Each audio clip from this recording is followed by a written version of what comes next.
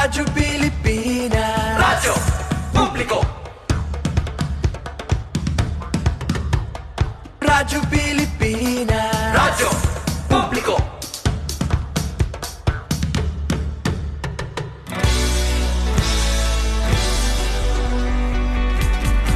Mahalagang mga balita, napapanahong impormasyon. Kami ang inyong gabay pag may bagyo at sakuna. Serbisyo ng gobyerno kapag may nangangailangan. Mga proyekto ng Pangulo, damang-dama ang pagmamahal niya. Tulay ng mga hinaing, ang problema ng bayan ating lulutasin. Tulay sa himpapawid, tulay ng pagbabago. Radyo Pilipinas, Radyo Publiko. Ng bagong Pilipinas, Radyo Publiko. Radyo Pilipinas, Radyo Publiko. Ng bagong Pilipino. Mga proyekto ng Pangulo, damang-dama ang pagmamahal niya. Radyo Pilipinas, Radyo Publiko. Ang boses ng Pangulo.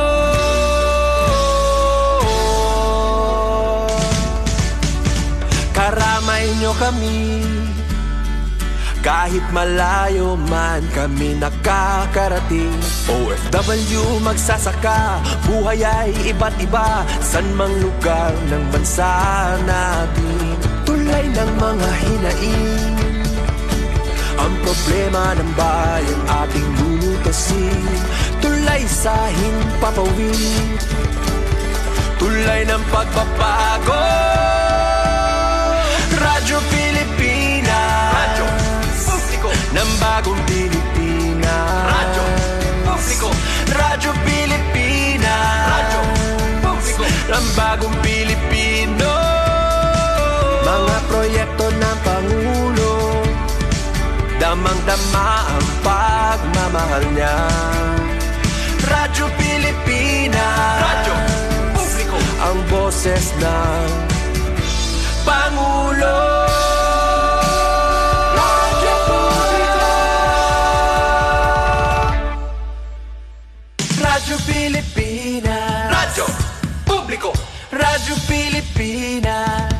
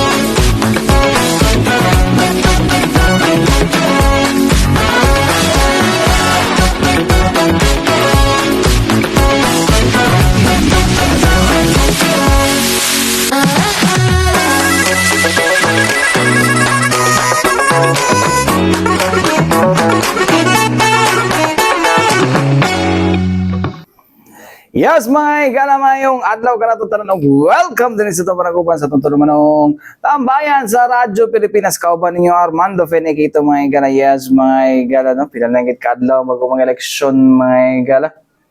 No? Pilan lang ba? Ang atong kaadlaw bago mag-eleksyon mga gala. Tapos nasa silipon mga gala. Pila na lang kaadlaw. Na sa 12, no? 12 kaadlaw na lang mga higala, no? Ang kuano, 12 na lang kaadlaw mga higala bago magpinili ay mga higala. And of course, mga higala, kabalo ko na natay napili diha mga higala, no? Ay yung ginatangan lang gid, no? Eleksyon na lang gid yung ginatangan na lang gid karon panahon na gid mga higala, no? Well, kan man na mga higala, no? Kanang sa tawag gani. Kaning si tawag na higala, no? Kan man na, no? Kanang basic, charing mo, taga-station, basic! Bita mga higala, no? Mo naman ginatawang ko, no? Nakadagan, actually, na iba nakapili na sila mga higala, no? Naka-decide na sila mga higala, no? After to sa panghitabo mga higala, no? But well, mga ginatawang ko, nun karon mga higala, no? Dapat pilion yun nato gihapon no samtang napatay kahabol pili ang mga kandidato nga dili nga tagaan gitawag tinud-anay no nga serbisyo no nga dili lang puro ayuda dili pa kuno sama sa kidaingon perminti sa ako ang programa sa dito programa sa pag-agrikultura mga igala no dapat isa sa mga tutukan sa itong mga politiko mga igala sa itong mga kuno especially sa itong mga lawmakers mga igala manato iboto karong midterm mga igala no ang kanang kuno na ay concern sa ato ang agrikultura may galang kasama wala pa kayo ko'y nakuan nun although naapahapyaw may galang pero naraman ta permit sa fight for corruption scholarship okay ba na no okay man na siya mga katambayan no o para sa okay kayo na siya mga higala nga mga butang pero isa man gud sa mga kuan gud nga of course no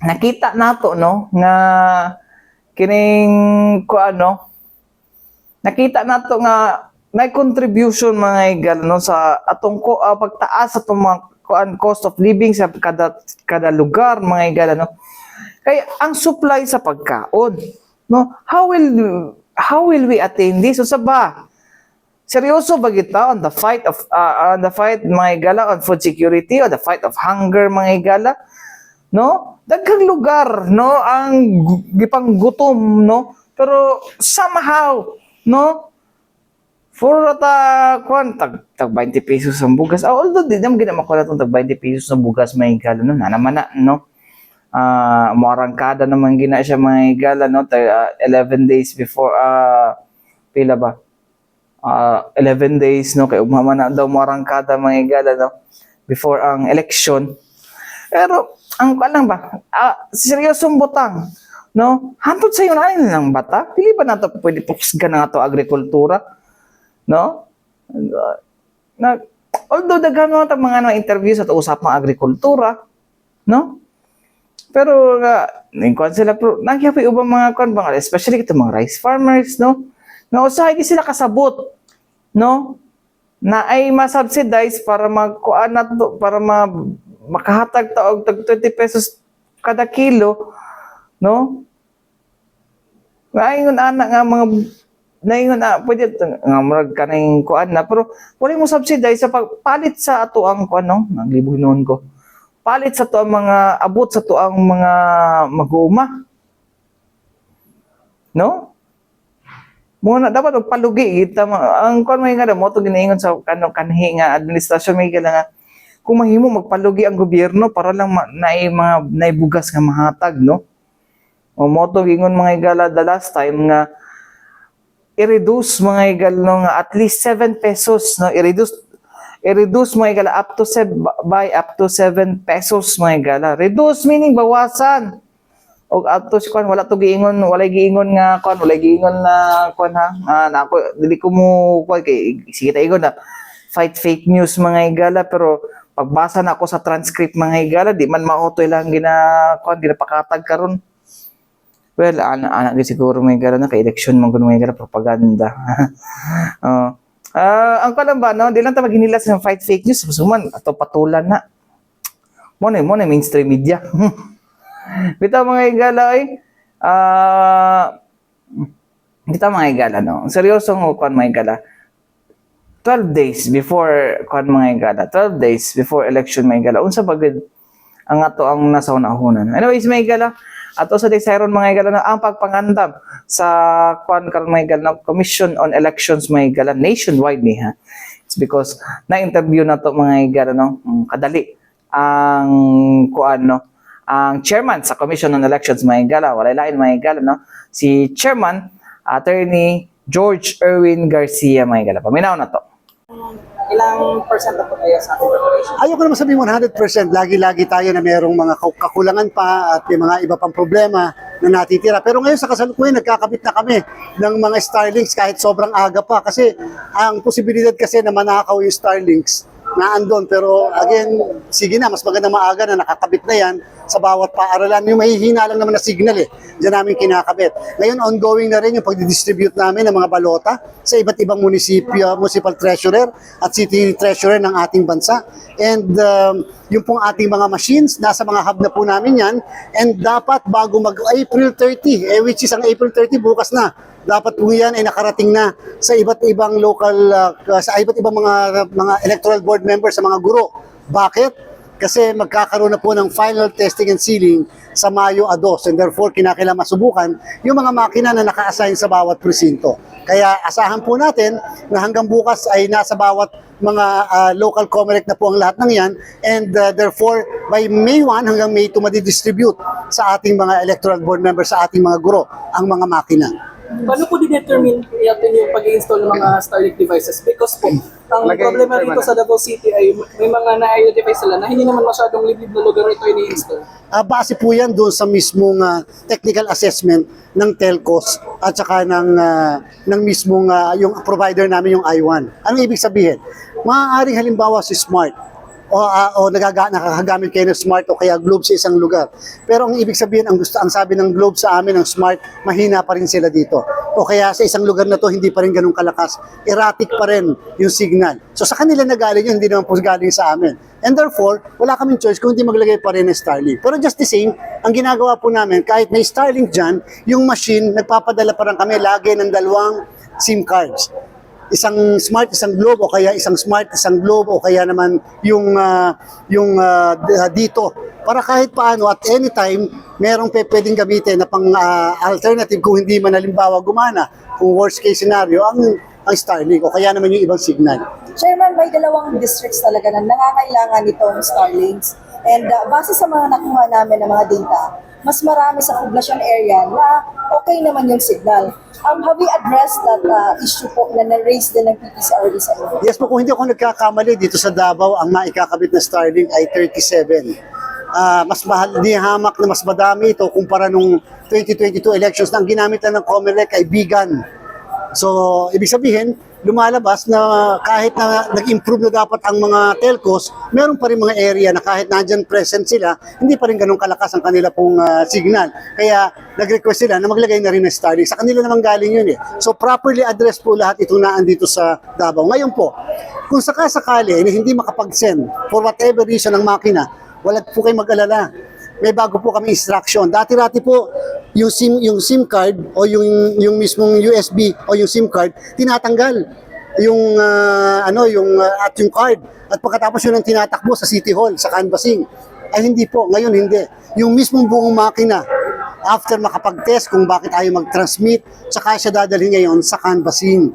Ibig sabihin, hindi po mako-compromise yung mismong USB na baka sabihin, ay, saan galing yan? Bakit tinanggal? Dito, buong machine ang dadalahin sa mismong canvassing area. At doon sa mismong canvassing, itatransmit yung result. Mula sa machine na yun, papunta doon sa mismong canvassing. Yun ay kung hindi makakapag-transmit sa mismong barangay o sa mismong eskwelahan kung saan galing yung makina na yan. Bakit kinakailangan mag-transmit? Kinakailangan kasi mag-transmit siya hindi lang sa City Hall, sa canvassing sa City Hall, kung hindi sa PPCRB, sa NAMFREL, sa majority party, sa minority party, at sa media server. Kasi diba ngayon ang guarantee namin na dapat lahat makakatanggap ng transmission para lahat pwede mag-counter-check. Ano ba ang nakuha nyo? Pero sa mga miyembro ng media, gusto ko kayo encourage at paalala. Sa mismong araw na eleksyon, tingnan nyo lang yung website ng COMELEC, real-time yung results.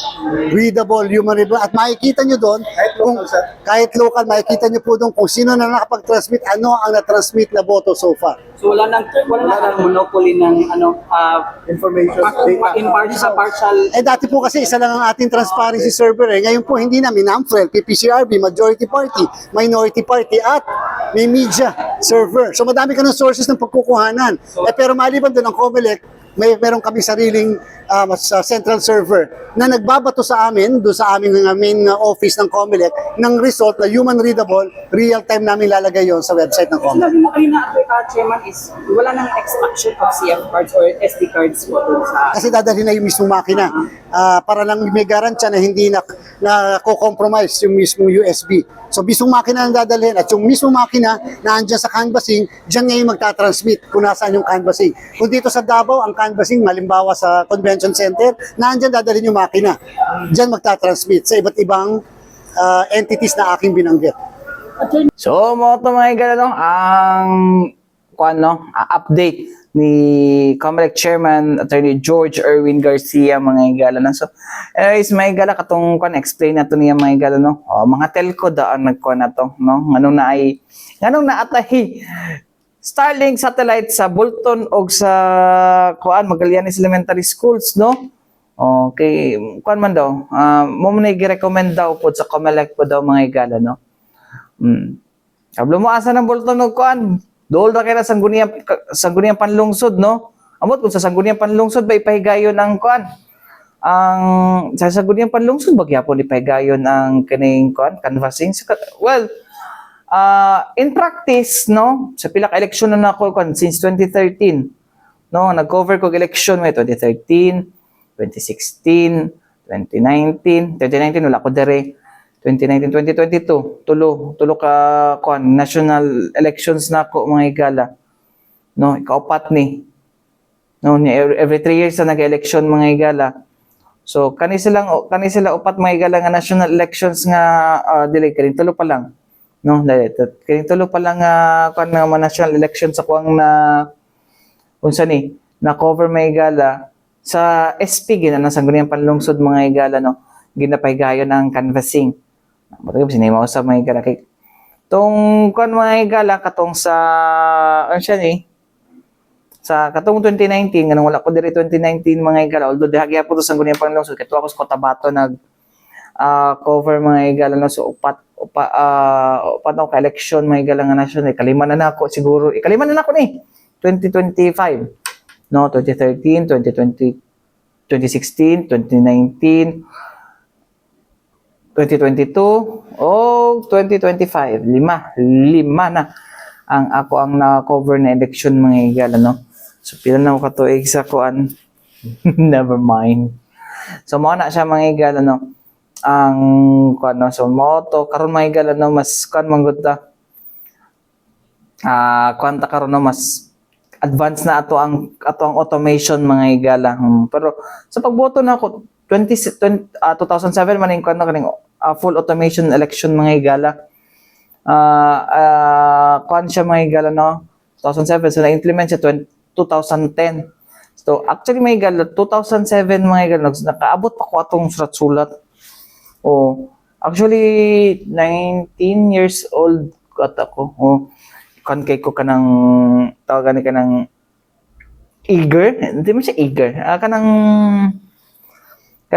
kay ko mga igala, no, kanang wala eager mga igala. Eager kay ko nga makaboto mga igala, no. Di ba singa ko pero magud mga igala, no, that time mga igala, no, excited ko nga mo exercise akong right to suffrage mga igala, no.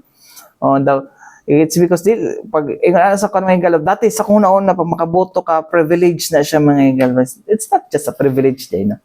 It's a right gid mga igala, no, of every citizen mga igala. Pero anong 18 years old daw, no, okay. So study shows mga igala na pag 18 years old mga igala mao na to age of majority. And ikaduha mga igala, na daw siya mga igala nun wali na natay ka ng sound judgment sa pagpili mga igala. Di ay, no, excited na day ko ato kay tungod nanay panghatag. Pero actually mahatagan mga hapon well kung butante manggod ka na kay kadong na present number mga igala, actually daanan na nga practice nila sa mga politiko. Ay nako, so kontra mo na mga igala, kontra bigay, kontra daya, at sabi na dagang kay ginako ng COMELEC pa nabay na kasuhan. Ay ambot lang. Pero bitaw mga igala sa moto, no, ang sa kaning nabot ko diha moto tong kaning sa Starlink na to mga igala, no, okay. Mo lagi hinay. Actually mga igala, tinod man hinay ang data pero na may fiber connection diha dapitas po doy. Pero well, ambot lang. May ingon ni Chairman Garcia. So, let us just, let us take it as a fact or take it as a grain of salt. Kamu na bahala na mga katambayan. Anyways, mga katambayan, balik kita man lang sa mga importante pahinumdum ning ato si Bianan. Yes, mga igala, balik kita dito sa ito panaguban sa atong tulumanog tambayan sa Radyo Pilipinas. Anyways, mga igala, no? Actually, nagsugod na karon no, ang ato ang Labor Day Jobs Fair, no? Dira sa Tagum City, Davao del Norte, mga igala, no? Kung asa, pila na ba? Wala pa man tayo update, mga igala, gikan sa itong kauban dito, no? Kung pila na ba ang ato ang hired on the spot, mga igala. Anyways, mga igala, no? Ugma sa SM City Davao, mga igala, tawag ni ugma na gid ang kaning main event, mga igala. The main event of this evening, charing. Mga igala, no? Arang sa to ang Labor Day, mga igala, Labor Day Jobs Fair, mga igala. Anyways, mga igala, naipahimang no ato ang ato ang Department of Labor and Employment, mga igala, Region 11 na tawagan ni before mo mato dito, mga igala, mas nindot kung magkuan mo, no? Saan po ni? Wala na ba ito internet? No? Magkuan mo, mag-pre-registration mo, mga igala. To sa Colombia, hinay, magkayo ang wifi dari stasyon, no? Pila ka.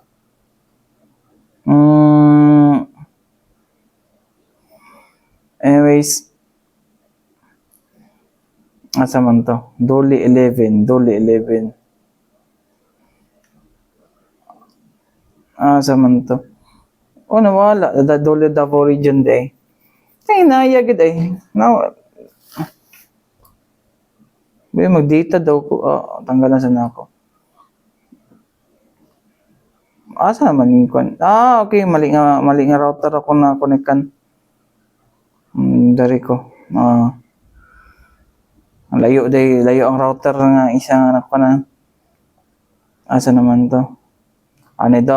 Sa ato mo sa kwan, mga igala, Doli Davao Region, mga igala. So, Facebook, mga igala, asa naman to? Ikadugay na ba, Di mo, mga igala. 2015 pa man eh. Dugay na, Doli 11.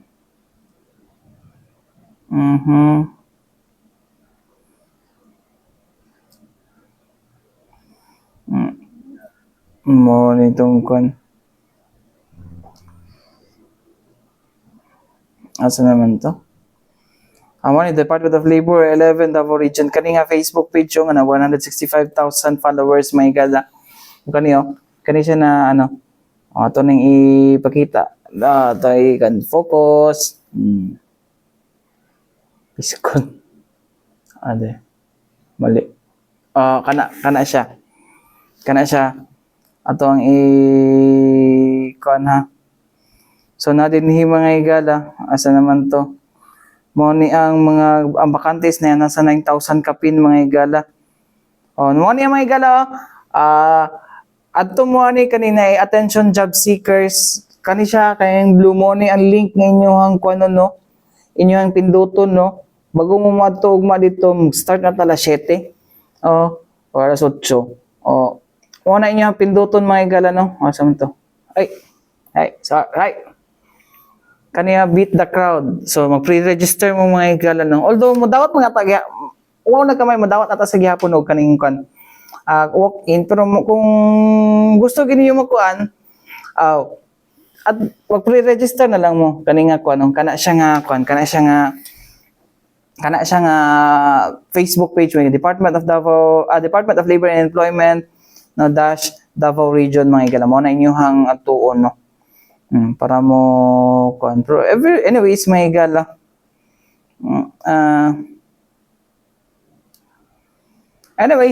karong taknaa, mga igala, no? Na-curious lang ko ba kaya why every Labor Day lang, every Labor Day or every other day na patay kalayaan jobs fair. Sige, taghimo ka ng jobs fair, mga igala, no? Sige, taghimo jobs fair, tapos saan pasabot nga nung natay permanente jobs fair, mga igala, no? Sa pasabot ba? Dili ba magdugay ato mga trabahante? Well, nadungoban ka ng mga attitude sa manako. Ma-attitude na trabahante. Bitaw, mga attitude, mga trabahante. But dili Sabay pasabot ana no nga sige tag jobs fair, sige tag jobs fair. Tapos pag man paday niya tapos na po unemployment task kaya pala tong unemployment rate no.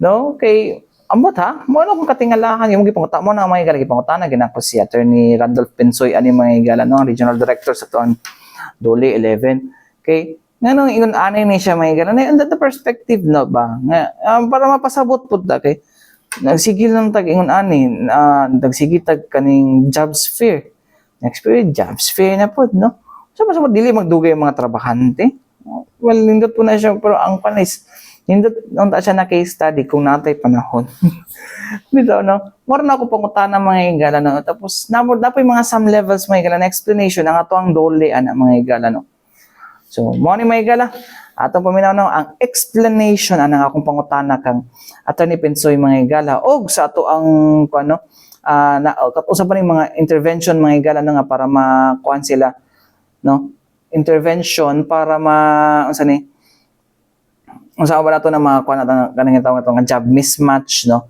ato paminaw mga igala no Attorney Randolph Pensoy ang Regional Director sa Dole 11 o ang focal person para sa Regional Employment Program mga igala sa Dole 11 na si Ma'am Suzette Antiveros. Paminaw na to. Halos almost every year, di siya almost every year ito nagapaygayon ng mga jobs fair no every labor. Napay mga ubang agencies nga nagapaygayon ng kining jobs fair.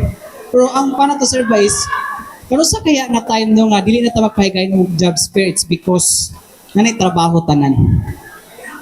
And then bisag paano balik-balik na to sige tag paano jobs fair pero taas gyapon ta unemployment rate every year naga Actually, mao po na amo ang mao po na among ipangayo and we are praying for that everyone would have to land a proper job and a decent job.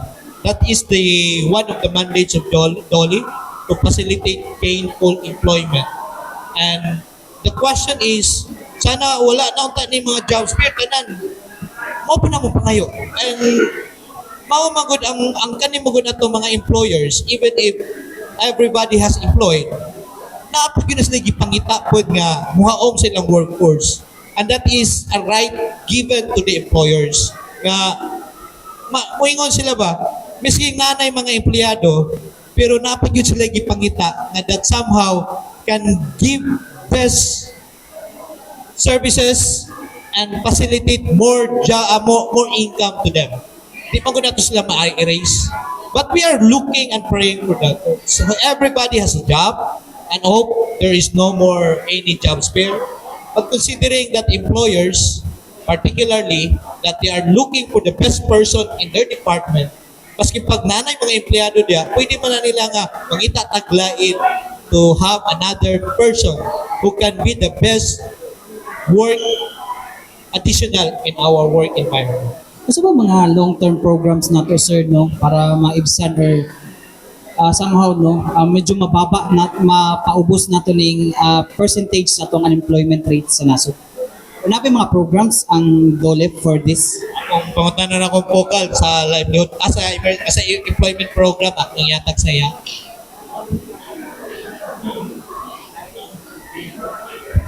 Sir, that's a good question, no? Because recently, naatay gipagawas na bagong programa sa Department of Labor and Employment. Mao ni siya ang Career Development Support Program. So, isa sa programa or isa sa concern nga nakita ato nganong naagi hapoy unemployment rate nga taas is because of the jobs mismatch.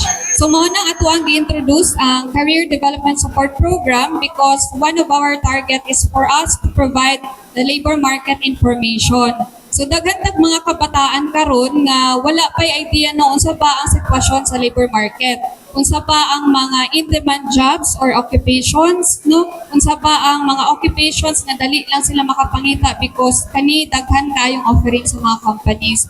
So dira sa CDSP or Career Development Support Program, dili lang mga estudyante pod ang atuang target.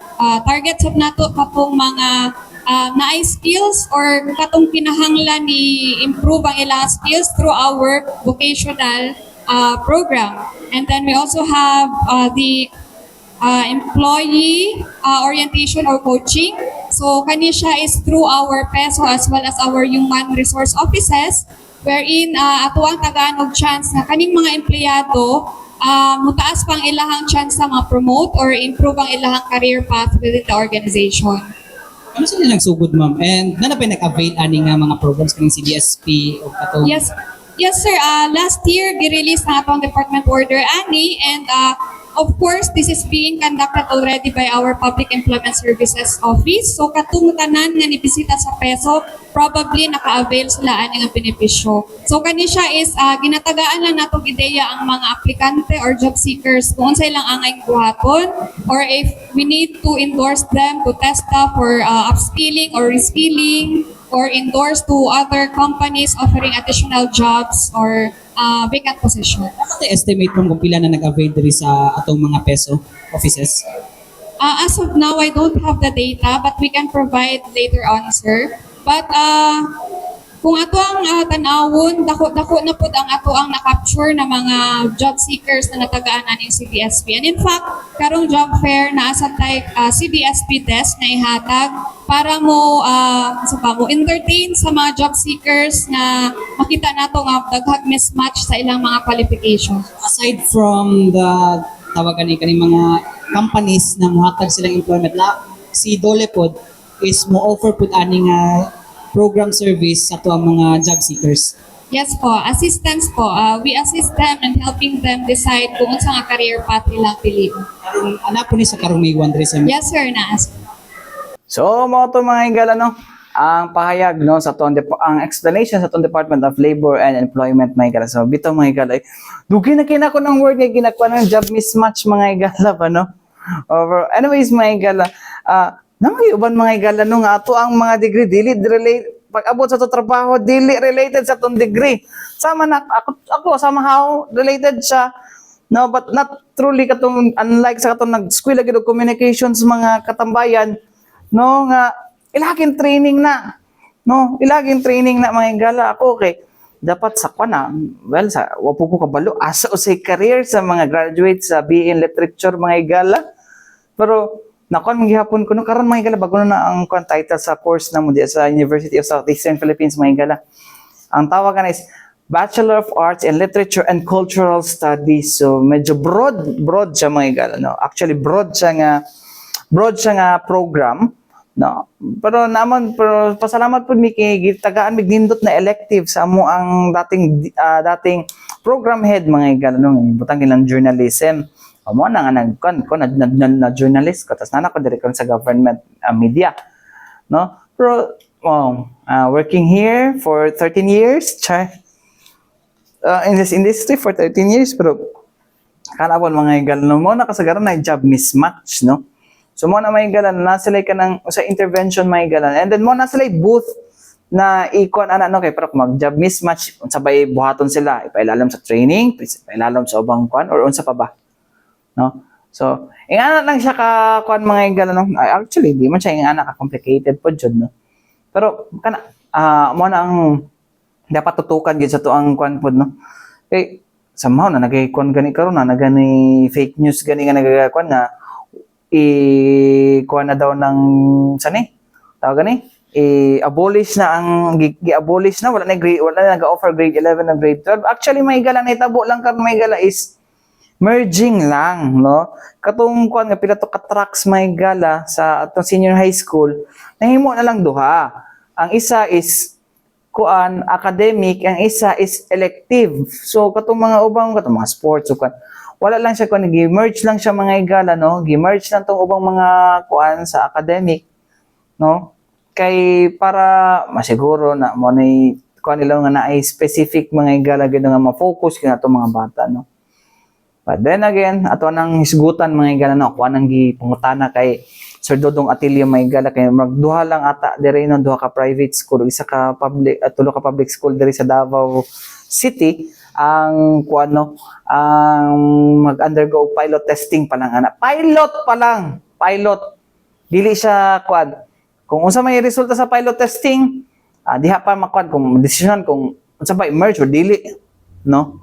Pilot testing pa lang mga katambayan, no. So mao na ang kuan nato na. So isgutan nato na kay medyo taas-taas na nga discussion mga higala, no.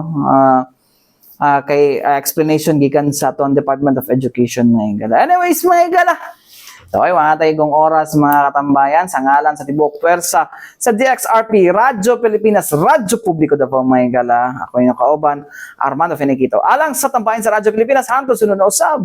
Daghang salamat o mayong adlaw kanato tanan anana sa Picastinya mga higala or musunod na ang balitang pambansa.